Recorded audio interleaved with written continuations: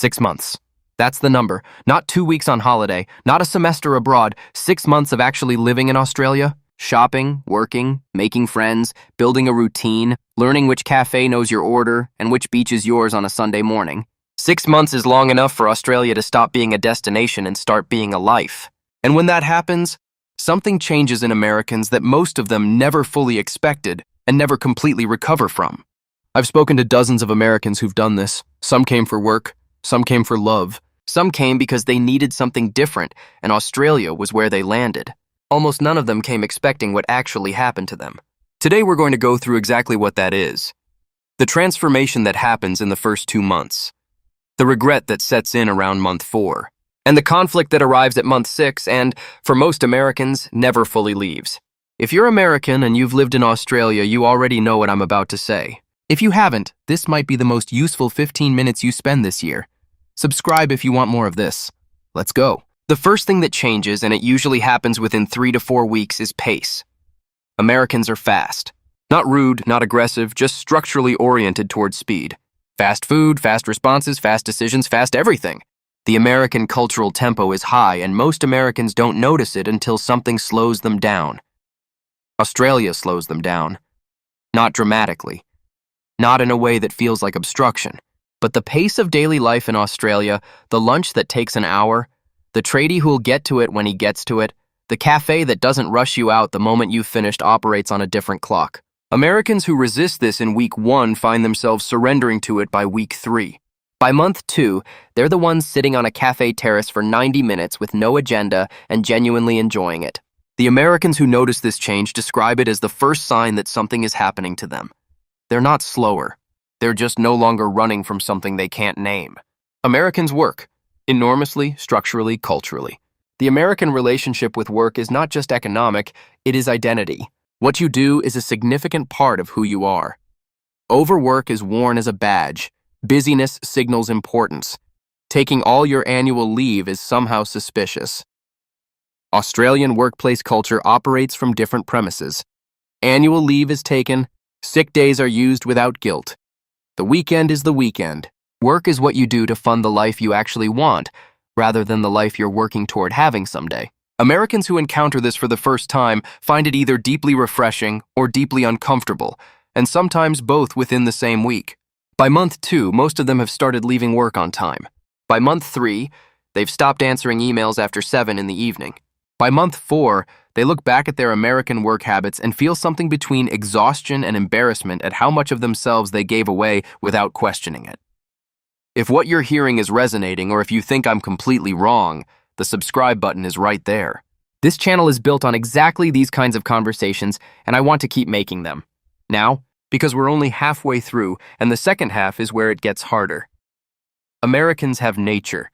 Great, dramatic, extraordinary nature. The Rockies, the Pacific Coast, the desert Southwest, the forests of the Pacific Northwest. Americans are not strangers to the outdoors. But the Australian relationship with the outdoors is embedded in daily life in a way that has no direct American equivalent. In Australia, the beach is not a destination. It's Tuesday. The national park is not a road trip. It's an hour from the city. The outdoor lifestyle isn't aspirational, it's just the baseline of how people live. Americans who arrive in Australia and are taken to their first local beach by an Australian friend, not a tourist beach. A local beach experience a specific kind of recalibration, the ease of it, the normalcy of it. The fact that this is just what people do after work on a Wednesday. Within 2 months, most Americans have developed a regular outdoor practice that they didn't have at home. Morning walks, weekend hikes, Sunday at the beach. Their body clock changes. Their mood baseline changes. They become, quietly and without planning it, outdoor people. American friendship has a long runway. There is a warmth in American social culture.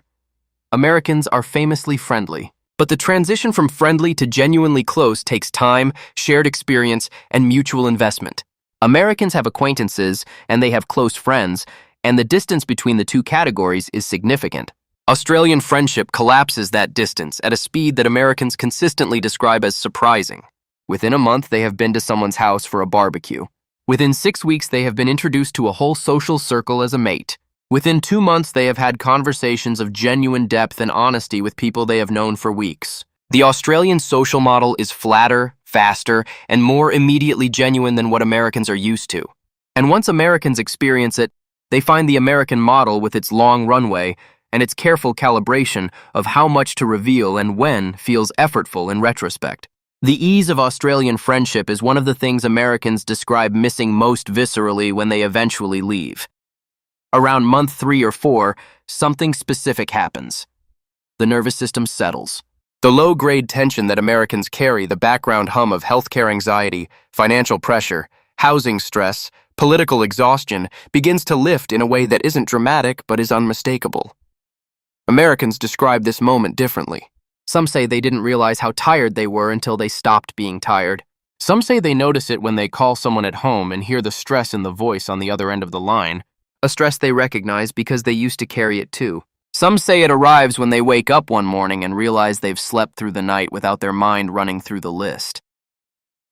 The regret this produces is specific and uncomfortable. It is not regret about coming to Australia. It is regret about how much of their life at home they spent in a state of low-grade emergency that they had accepted as normal. 6 months in Australia shows Americans the gap between how they were living and how life can feel. That gap, once seen, cannot be unseen. Americans are raised with a specific success narrative. Work hard, achieve, accumulate. The house, the car, the career progression, the retirement plan. Success in America has a shape, and most Americans spend significant portions of their lives moving toward it without questioning whether the shape itself is right. Australia presents a different model. Not a poorer model. Australians are not ascetic. But the Australian version of a good life weights things differently. Time with family. Holidays actually taken. Work that funds life rather than constituting it. A smaller house closer to the beach over a larger house in a suburb that requires 2 hours of daily commuting. Americans who spend 6 months living inside this alternative model start asking questions they haven't asked before. What am I actually working toward? What would I trade for more time? What does enough actually look like? These are not comfortable questions for people who have oriented their entire adult lives around a particular answer. The regret is not about wrong choices necessarily. It is about realizing that the framework inside which they made their choices was never the only framework available. This one hits Americans hard, and it hits them in a specific way. Americans who have lived with the American healthcare system their whole lives have adapted to it. The anxiety about costs, the negotiation with insurance companies, the decision about whether something is serious enough to justify the bill, these things become background noise, normal, just how things are. 6 months inside the Australian Medicare system recalibrates this completely. Seeing a GP without significant cost. Getting a prescription without financial shock. Being able to make a health decision based on what your body needs rather than what your bank account permits. Americans who experience this describe it not just as more convenient, but as fundamentally different in emotional texture. The regret this produces is not mild. Americans who have delayed treatment at home for financial reasons, who have made health decisions filtered through cost anxiety, who have friends or family members whose lives have been shaped by the American healthcare system's gaps, those Americans sit in an Australian waiting room and feel something between grief and anger. Not at Australia. At the gap between what healthcare can be and what they have been given.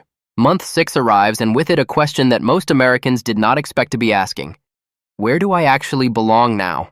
America is home. It is where they grew up, where their family is, where their history is, where their instincts were formed. The accent, the references, the way they read a room, all of it is American. They will always be American in some fundamental and irreducible way. But Australia has done something to them. It has shown them a version of daily life that fits differently, more comfortably, more sustainably, more in line with what they actually want from a day. They have friends here now, a routine, a cafe that knows their order, a beach that is theirs. They have become, quietly, a person who lives in Australia. And that person is not entirely the same as the person who arrived. The conflict this produces is real, and it doesn't resolve cleanly. Going home means leaving behind something that has become genuinely theirs. Staying means building a life at a distance from everything that made them who they are. Most Americans at this point don't choose. They delay the choice, extend the visa, find a reason to stay a little longer. Because the honest answer to where is home now is both. And both is a hard place to live. If you're American and you felt this, tell me in the comments. And if you're Australian and you've watched an American go through this, what do you tell them? Subscribe, because next we're going to talk about what happens to the ones who never go back.